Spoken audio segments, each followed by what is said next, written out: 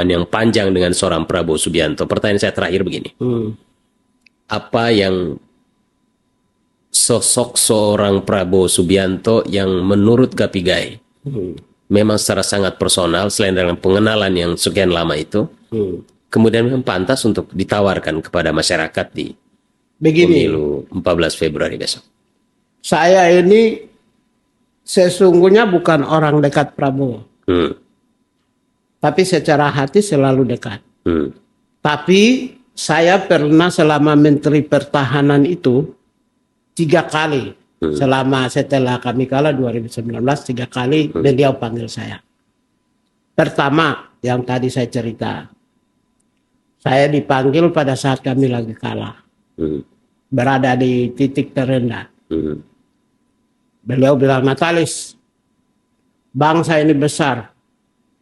Kalau kamu juga ada, mewarnai bangsa ini. Dan saya sudah mengusulkan nama kamu untuk masuk kabinet.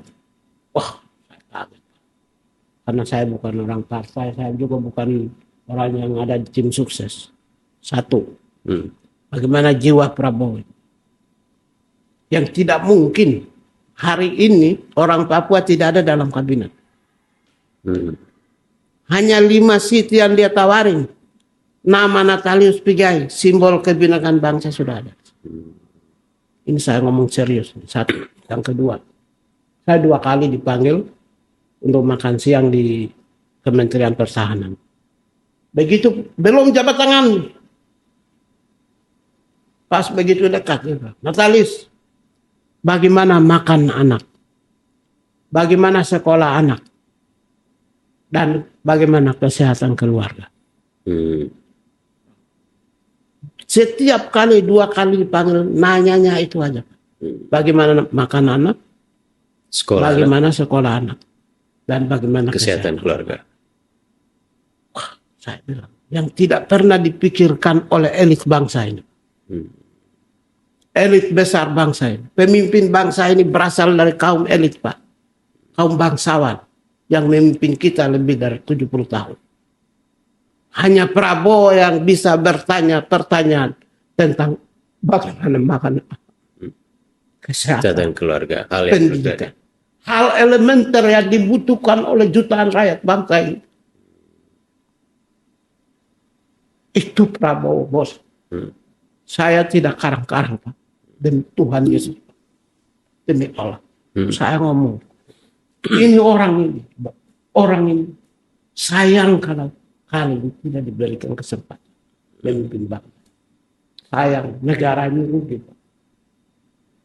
Ya, karena kader-kader stok-stok berikut sudah siap untuk mengambil alih kekuasaan periode berikut. Kita semua tahulah, tidak akan jauh-jauh dari mereka-mereka ini juga yang memimpin bangsa. Kalau hari ini tidak diberikan Prabowo memimpin bangsa ini, sayang soal makan anak, sayang soal pendidikan anak, sayang soal kesehatan anak. Yang selalu ditanya oleh Prabowo kepada orang-orang terdekatnya, salah satunya saya. Siap. Itu saya punya catatan. Jadi saya jujur aja saya ngomong. Saya memutuskan dukung dia. Bukan karena pribadi, nggak ada jabatan, saya tidak pernah minta, Pak. Saya kalau mau jadi penjilat, Pak, Tito itu keluarga saya, Pak. Ngapain saya cium tangan aja setiap hari saya bisa dapat jabatan. Muldoko saya kenal puluhan tahun yang lalu, Pak. Jokowi, apalagi saya kenal sekian lama, saya bisa dapat jabatan, Pak. Ini saya bicara untuk kepentingan bangsa dan negara, kepentingan rakyat banyak. Baik. Kita bicara hal yang elementer yang tidak pernah terpikirkan oleh elit kekuasaan bangsa ini. Anda membayangkan kepemimpinan nasional deliver dari orang oligarki ke oligarki. Elit bangsa, Pak. Bangsawan, Pak. Di Republik ini. Dari 1945 hanya Soekarno lah yang berasal dari keluarga miskin. Setelah itu semua deliver dari orang-orang berkuasa. Yang dimana mereka berada di singgasana kekuasaan tidak pernah bertanya di awal bagaimana makan anak, bagaimana kesehatan anak, bagaimana pendidikan anak. Yang hari ini dibutuhkan oleh semua komunitas bangsa.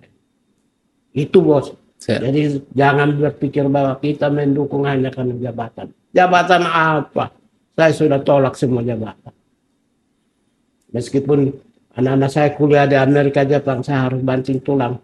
Termasuk jual cerutu, saya iklankan. Saya penjual, saya produksi sendiri, saya bikin brand sendiri, saya jual cerutu, satu cerutu 1 juta. Satu box 10 juta. Lumayan bisa biaya anak sekolah. Siap. Jadi jangan berpikir kita juga tidak bisa cari uang. Bisa loh. Siap. Baik. Jadi gitu. Terima kasih Kakak Pigi.